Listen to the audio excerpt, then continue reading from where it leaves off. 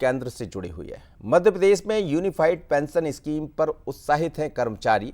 आप देख रहे हैं 2 दिन पहले देश के तमाम जो प्रतिनिधि है, खासकर संगठन से जुड़े सेंट्रल कर्मचारी, उनके साथ एक बैठक हुई और बैठक में ये कहा गया एसपीएस यानी एक नई लाइन के साथ भारतीय जनता पार्टी की सरकार है, ये सूची जारी करेगी कि आखिर किस आधार पर पेंशन लागू करना है। एमपी में लागू करने के लिए सरकार ने वित्त विभाग से परीक्षण कराएगी और खजाने पर पड़ने वाले असर का कितना असर पड़ेगा उसका भी परीक्षण होगा। न्यू पेंशन स्कीम में हम आपको बता दें 4.5 लाख से अधिक कर्मचारी हैं और न्यू पेंशन स्कीम में सभी कर्मचारियों को दूर करने का दावा है। 2004 से लागू एनपीएस का होता आया है विरोध और 1 अप्रैल 2025 से लागू होगी यूपीएस। इसे यूनिफाइड पेंशन स्कीम के नाम से जाना जाता है और इसी को जारी करने की तैयारी। तो ये सरकार की नई तैयारियां हैं। मध्य प्रदेश में भी यूनिफाइड पेंशन स्कीम जारी हो सकती है, जिसके संकेत मुख्यमंत्री से जब आप पूछा गया आज सुबह क्या जारी होगी, तो उन्होंने बहुत छोटी सी बात में कह दिया कि हाँ जारी होगी। लेकिन जरा ग्राफिक्स के जरिए समझते हैं कि आखिर ये पेंशन स्कीम है क्या। तो बड़े जल्दी से आप देख लीजिए, केंद्रीय कर्मचारियों के लिए एक नई पेंशन स्कीम है। केंद्रीय कर्मचारियों को एक निश्चित पेंशन मिलेगी, न्यूनतम पेंशन की गारंटी के साथ भी सभी सुविधाएं होंगी। अब तक न्यू पेंशन स्कीम यानी एनपीएस का प्रावधान था।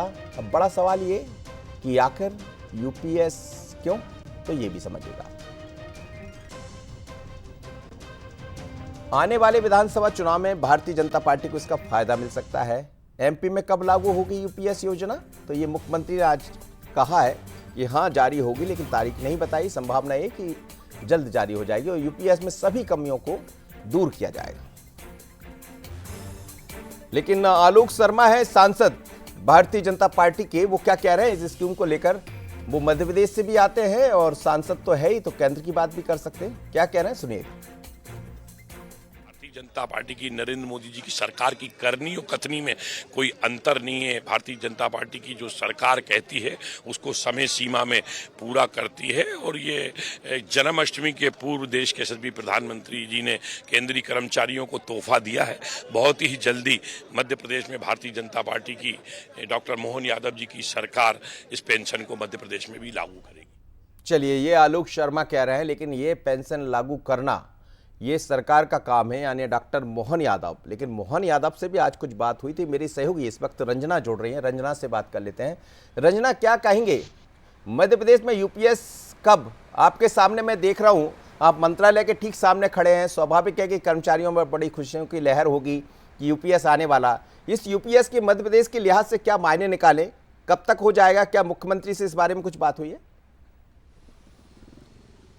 जी देखिए, केंद्र में जिस तरीके से कर्मचारियों को सौगात मिली है, तो उसके बाद अब मध्य प्रदेश में भी कर्मचारियों को एक आस जरूर जाग गई है कि जल्द से जल्द अब उन्हें भी यूपीएस की जो सौगात है वो मिल सकती है। लेकिन आज जिस तरीके से मुख्यमंत्री डॉक्टर मोहन यादव ने ये साफ कर दिया है कि हाँ लागू की जाएगी, तो उससे ये कहा जा सकता है कि मध्य प्रदेश में आने वाले समय में जल्द ही कर्मचारियों को एक बड़ी सौगात यूपीएस की मिल सकती है। लेकिन इसका खाका किस तरीके का होगा, कब तक इसको लागू किया जाएगा, यह अभी तक पूरी तरह से स्पष्ट नहीं है। लेकिन एक तरह से अगर ये कहा जा सकता है कि एक बड़ा आश्वासन मध्य प्रदेश के कर्मचारियों के लिए सीएम डॉक्टर मोहन यादव की तरफ से आज मिला है। जब उनसे सवाल किया गया था कि केंद्र में तो सौगात मिल गई है, लेकिन क्या मध्य प्रदेश के कर्मचारियों को भी सौगात मिलेगी, तो उन्होंने कहा कि हाँ हम लागू करेंगे। तो ऐसे में ये स्पष्ट है कि मध्य प्रदेश के जो 7.5 लाख से ज्यादा कर्मचारी हैं उनको जल्द ही इस यूपीएस की जो सौगात है वो मिलेगी। लेकिन इसका स्ट्रक्चर क्या होगा, किस तरीके से इसको लागू किया जाएगा और कब तक इसको लागू किया जाएगा,